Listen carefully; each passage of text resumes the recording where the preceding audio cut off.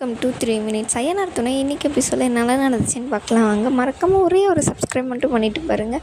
பார்த்தீங்கன்னா நிலாவோட அப்பா வந்திருக்காரு இல்லையா, அவர் காஃபி குடிங்க அப்படின்னு சொல்லிட்டு எல்லாருமே உட்கார வச்சுட்டு காஃபி கொடுக்குறாங்க. நிலாவும் டீ எல்லாம் கொடுக்குறாங்க.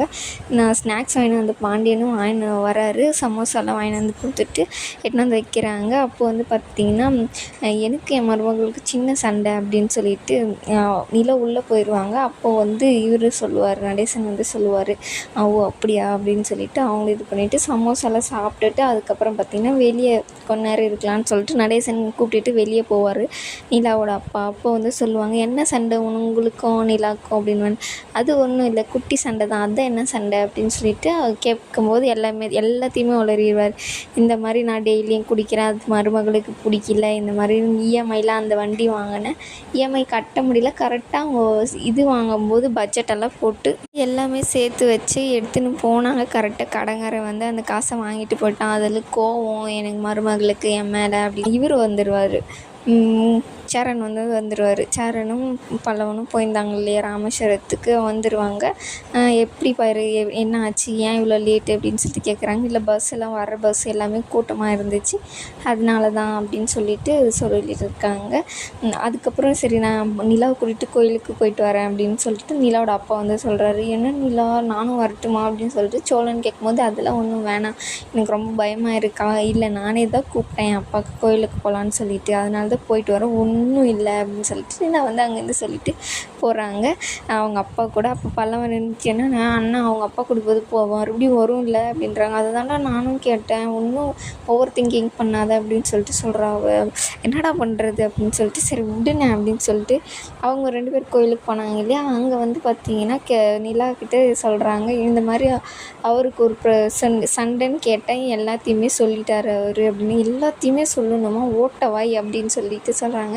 ஏன் நிலா இவ்வளோ கஷ்டப்படணுமா, நீ எதுக்காக இந்த குடும்பத்துக்கு கல்யாணம் பண்ணிட்டு வந்த, நீ எனக்கு ஒன்றுமே புரியல, ஒரு பட்ஜெட் போட்டு ஒரு டிவி வாங்குற நிலைமையிலே நான் உன்னை விட்டுருக்கேன், நீ அப்பா கிட்ட ஒரு வார்த்தை சொல்லியிருந்தா நீ கேட்குறதெல்லாம் வாங்கி கொடுப்பனே நிலா அப்படின்னு சொல்லிட்டு சொல்கிறாங்க. இல்லைப்பா எனக்கு இந்த வீடு ரொம்ப பிடிக்கும், நான் இந்த வீட்டுக்கு 1 வருஷம் அதுவும் இல்லாமல் அவங்க எல்லாமே ஆம்பளை பசங்க, அவங்களுக்கு போய் என்னப்பா தெரியும், வீடு இப்படி தான் இருக்கணும், வீடு இப்படி தான் வாங்கி போடணும்னு அவங்களுக்கு ஒன்றுமே தெரியாது, அதனால தான் அவங்க அந்த மாதிரியே இருந்துட்டாங்க. இனிமேல் நான் கேட்ட உடனே எல்லாருமே அவங்கக்கிட்ட இருந்து காசு மொத்தமாக என்கிட்ட கொடுத்தாங்க அப்படின்னு சொல்லிட்டு நில்றாங்க. மொத்தமாக கொடுத்தும் பத்தலையேம்மா அப்படின்னு சொல்லிட்டு அவங்க அப்பா சொல்லும்போது, இல்லைப்பா எனக்கு அந்த வீடு பிடிச்சிருக்கு, அம்மா அவங்களுக்காக எவ்வளவோ இது சொல்லி நீங்கள் விட்டுருக்கீங்களா, அது மாதிரி தான் இந்த குடும்பத்துக்காக நானும் கொஞ்சம் பண்ணுறேன், விடுங்கப்பா அப்படின்றாங்க. இல்லைம்மா உனக்காக செய்ய வேண்டியதாச்சும் நான் செய்கிறேன், உனக்கு என்ன வேணுமோ சொல்லு, நான் எல்லாத்தையுமே வாங்கி அந்த வீட்டுக்கு போடுறேன் அப்படின்றாங்க. இல்லைப்பா அது நல்லா இருக்காது, வேண்டாம், இல்லை அது ஒரு முறைமா,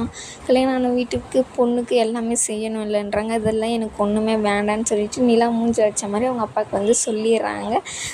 சரி இருங்கப்பா நான் போய் சக்கரை பொங்கல் வாங்கினேன், அது ரொம்ப நல்லா இருக்கும் அப்படின்றாங்க. வேண்டாம்மா அப்படின்னாங்க. இல்லை எனக்கு இந்த கோயில் எல்லாமே தெரியும், நான் இதுக்கு முன்னாடியே வந்திருக்கேன் அப்படின்னு சொல்லிட்டு வாங்கிட்டு கொடுத்துட்டு அவங்க 2 பேருமே வீட்டுக்கு போகிறாங்க. வீட்டுக்கு போகும்போது சொல்லுமா நிலா உனக்கு எதுனா வேணுமா அப்படின்னு சொல்லிட்டு எனக்கு ரொம்ப கஷ்டமாக இருக்குன்னு அவங்க அப்பா சொல்கிறாரு. இல்லை நான் இந்த வீட்டில் ரொம்ப சந்தோஷமாக தான் இருக்கேன், நீங்கள் அதை நினச்சலாம் இன்னும் கவலைப்படாதீங்க அப்படின்னு சொல்லிட்டு நிலா அங்கேருந்து உள்ளே போயிடுறாங்க. அப்போது பார்த்தீங்கன்னா மறுபடியும் காஃபி குடிங்க அப்படின்னு சொல்லிட்டு இப்போ இவர் எட்டுன்னு கொடுக்குறாரு சேரன்னு. அப்போது கேட்கும்போது ரொம்ப தூரம் நீ வண்டி ஓட்டின்னு வந்துட்டு என்ன ரூமுக்கு போய் ட்ராப் பண்ண முடியுமா அப்படின்னு சொல்லிட்டு சோழன்கிட்ட கேட்கும்போது, உங்களுக்காக நான் செய்யாமல் இருப்பேனா அப்படின்னு சொல்லிட்டு சொல்கிறாரு. என்ன நான் இப்படி நடிக்குது அப்படின்னு சொல்லிட்டு அண்ணனுக்கு என்ன நடிப்பு சொல்லி கொடுக்கணும் அப்படின்னு சொல்லிட்டு பாண்டியனும் பல்லவனும் பேசிட்டு இருக்காங்க. அதுக்கப்புறம் அவரும் சரி நான் போகிறேன் அப்படின்னு சொல்லிட்டு அங்கேருந்து கிளம்பி போயிடுவார். அப்போது அது எல்லாமே முடிஞ்ச பின்னாடி பார்த்தீங்கன்னா நிலா சேரன் அண்ணக்கிட்ட கேட்குறாங்க, என்னாச்சு போனீங்களே ராமேஸ்வரத்துக்கு என்னாச்சு அப்படின்னு சொல்லிட்டு.